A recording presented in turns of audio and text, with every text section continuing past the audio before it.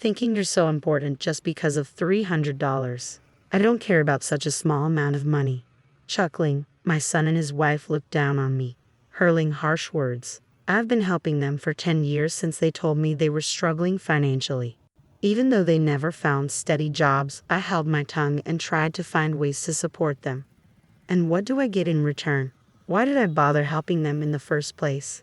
I thought someday they would appreciate my efforts and soften their attitude, but that day never came. Isn't it clear now? I can't help but feel angry at them for laughing it off, saying it's not enough or just pennies after I've dedicated 10 years of my time and savings to them. I have devoted myself silently to my son and his wife, but today that changes. My name is Mary, a homemaker in my 50s. Since my husband passed away, I've been living alone. We have a son who moved out after college and now has a family nearby. Though our relationship isn't great, they've been a bit troublesome.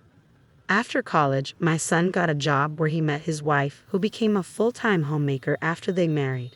However, less than a year later, my son quit his job due to issues with his boss, assuming he'd easily find another. But things didn't go as planned.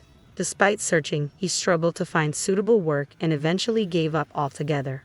His wife didn't show interest in working either, and within months they faced financial difficulties. To help them, I began sending them a modest $300 each month. They were grateful and thanked me for the support. Every day, I hoped they would overcome their difficulties and become self-sufficient. But now, after 10 years, my monthly $300 isn't appreciated anymore. It's something they feel entitled to receive.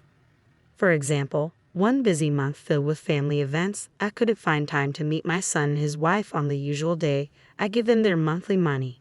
Late that night, I heard loud knocks on the door. It was my son and his wife. "Mom, we need the money on time. Are you starting to forget things because you're getting older?" My son teased. Tired and sleepy from a hectic few days, I replied, "I'll give it to you another time. Please go home for now." Then his wife, her face red with anger, said, "This happens every month. You have to give it on time. Just because you're my husband's mother doesn't mean you can behave like this." And she grabbed me by the collar. Shocked by the sudden confrontation, I reluctantly handed over the $300 to my son and his wife, which I had prepared earlier. "If you had just given it to us in the first place, this wouldn't have happened. I don't want to resort to physical force with you either," his wife continued. "You should listen to us and behave. Remember, if you ever lose your mind, we'll be the ones taking care of you. It wouldn't hurt to stay on our good side, right?" Their audacity infuriated me, but I feared that challenging them might cause them to depend on me even more, much like when my son quit his job. So, swallowing my anger, I smiled, apologized, and did as they demanded. Looking back, I realized I should have stood up for myself then. But my overwhelming desire for them to become self-sufficient left me feeling powerless. The unpleasant memories with them weren't just confined to that day. I received a call from a concerned neighbor. "Mary, can we discuss your son and his wife?" "Oh dear," I apologize. "I'll be right there." Apparently, when the neighbor returned from shopping, she noticed signs of a break-in at her place. After checking the security footage, she was shocked to see that the culprits were actually my son and his wife. Although her home was ransacked, nothing appeared to be stolen. Knowing about my strained relationship with them, she chose to contact me first. I left work early and reached out to my son and his wife. Together, we visited the neighbor to apologize. "I'm truly sorry," I kept repeating, but my son and his wife didn't seem remorseful. The neighbor seemed displeased, but things settled down after I agreed to cover the cost of the broken window. However, on the way back home, they said something shocking. "Why are older people so uptight? We just needed to borrow a few things," they remarked. I was so taken aback that all I could manage was, "Like what?" They continued, not even looking at me. "Sure, we broke a window and made a mess, but we didn't steal anything. Isn't she overreacting?" My son simply nodded in agreement. I couldn't comprehend what they were saying and remained silent the entire journey. Watching everything unfold, I should have found the courage to speak up to them instead of being afraid. My silence only showed my weakness. After that incident, I noticed their behavior becoming more aggressive. Thankfully, aside from the neighbor incident, they didn't cause major problems. So I continued to help them, hoping they would become self-sufficient one day. Whenever they asked for something, I bought it if I could afford it. My son wanted gadgets to socialize, while his wife desired luxury items to feel on par with others. Their demands kept growing, and they increasingly relied on me for everything. Even on my days off, they'd call me over for household chores. I worked tirelessly. They wanted more than just money. They lacked the means and motivation to earn for themselves. Thus, I felt obligated to support them.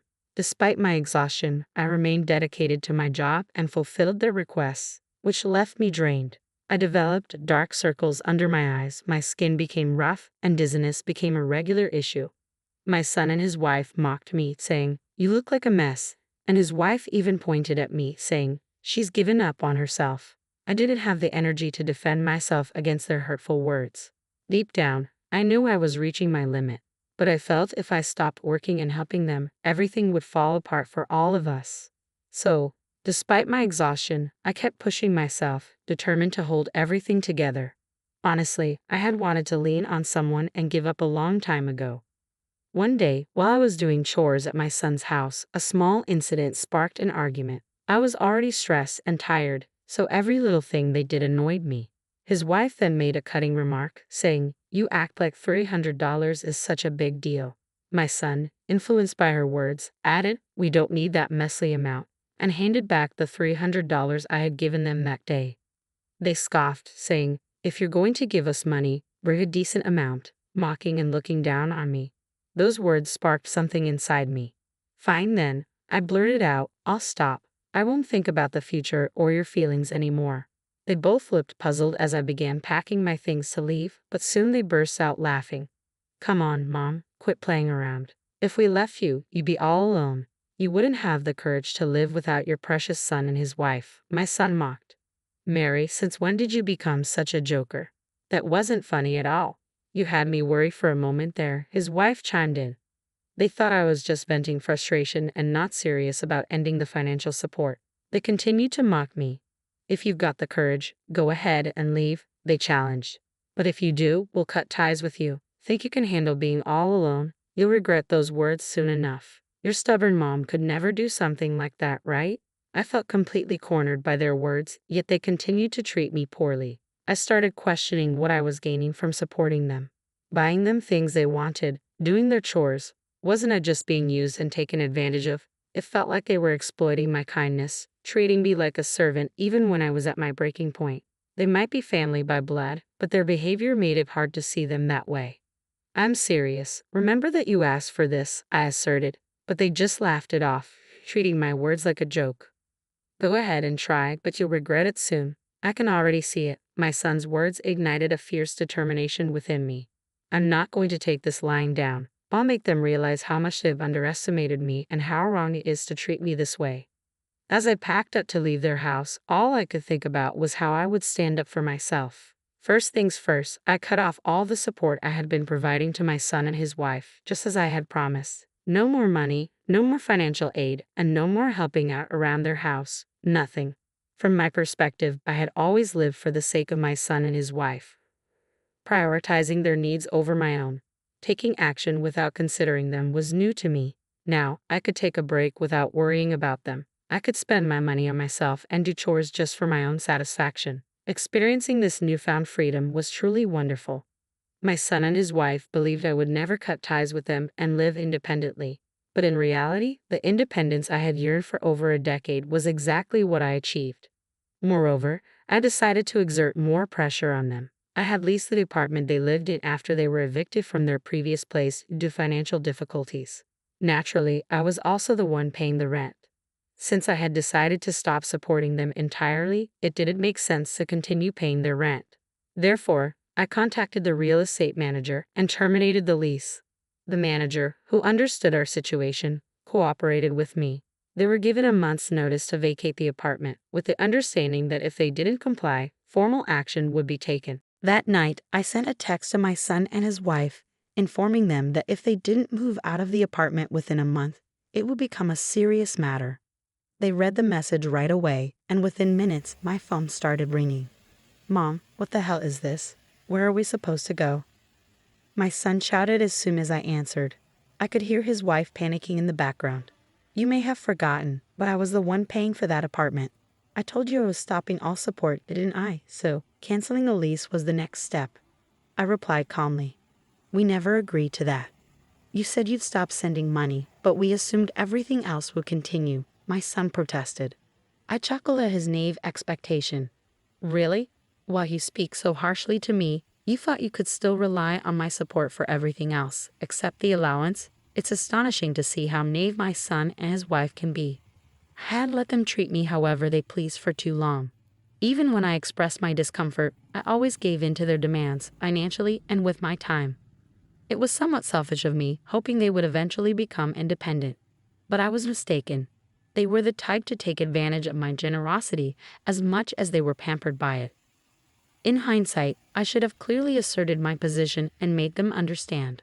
I was the one providing allowance, offering financial support beyond that, and taking care of their household chores. However they look at it, I held the upper hand, and they should have shown gratitude and respect towards me. Instead, they treated me with utter disrespect, like a servant, a mere tool, an ATM to be used at their convenience. To make matters worse, they even laughed at me. When I was at my wit's end, why did I exert myself so much for such an unreasonable couple? Even when they treated me unfairly, I remained silent and let them have their way. Despite all I did for them, they never appreciated my efforts. They only took advantage of me.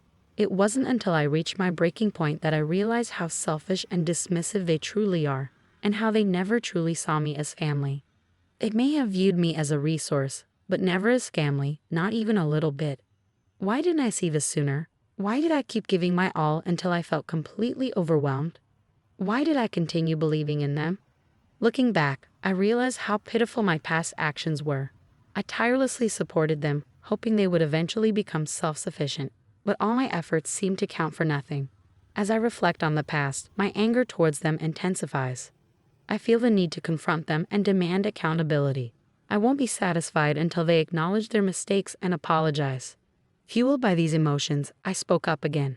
I'm going to stop the allowance but continue with the other support. What do you think? I asked them. That's not going to happen. My son tried to interject, but I cut him off firmly. No buts. You understand me. Your lives have always relied on me. If you ever upset me or if I decide not to help you one day, you'd be in trouble. Fortunately for you, I've been naive enough to keep hoping that maybe someday you'll become independent, that perhaps you won't need me to get by. That's right, Mom is kind. That's why you're not really going to abandon us, right? You just said those things in the heat of the moment and now you can't take them back. So you're doing this, right? It's okay, we forgive you. Let's try to be a family again, okay? My son pleaded. Don't be foolish. I've finally seen things clearly. Despite all the support, you two don't even want to be independent, do you? You just want to keep living comfortably on my dime, don't you? I retorted firmly. Trying to explain himself, my son backpedaled. That's not it. We did want to be independent, but we couldn't. We haven't even been looking for jobs. My wife feels the same. We tried in our own way, but it's been impossible. Almost laughing at his response, I couldn't believe their audacity to claim they had tried their best in their own way. I had been observing my son and his wife closely for years. Neither of them seemed to put any effort into finding jobs or living frugally. Instead, they were comfortably living off me every single day. How could they possibly say they had tried their best? Listen, Mom, we're really grateful for everything you've done. We can't even express it in words, but you've always gone above and beyond for us. We know we depend on you to live, and we'd be lost without you. So why don't we start over? You need us too, right? My son pleaded. Are you kidding me? I don't need you, I responded bluntly. On one hand, there's a guy who's still stuck on some trouble from 10 years ago, never holding down a steady job and just being lazy. And on the other hand, there's a woman acting like a stay-at-home wife, never supporting or pushing her husband, just doing as she pleases. You think I need people like you too? You couldn't be more wrong. Do you have any idea how much I've endured because of you two? Day in and day out, I work to make money for you, and even when I'm not working, I'm doing chores for you. It's been incredibly tough, and I finally come to realize that. After all that, I'm not naive enough to want to be family with you too. Don't say such harsh things, Mom. We need you, my son insisted. Without someone like you supporting us all the time, Despite my words, my son continued to argue from his perspective, disregarding mine. As I pondered what to do next, I suddenly heard a voice shout, "Give me that." Then his wife took the phone. Mary, honestly, I've been frustrated with my husband's selfish behavior too. Most men go out, work, and support their family, but he just wanders around, not working. For my sake, I regret marrying him every day. I feel just as hurt as you do. I'm a victim too. Please help me, even if it's just me, I can't do this without you. After making her shocking plea to abandon her husband to save herself, his wife continued, I'll do anything you need me to do, whether it's housekeeping or anything else. Use me however you want. Please, Mary, don't abandon me. Her words left me stunned, and I could hear the couple arguing loudly over the phone, each trying to assert control of the conversation. Annoyed by the chaos, I frowned, and suddenly, it seemed the phone was knocked out of hand and the call disconnected. Days passed without a call back from them. It turned out their relationship had deteriorated significantly after that incident, leading them to decide on divorce and go their separate ways.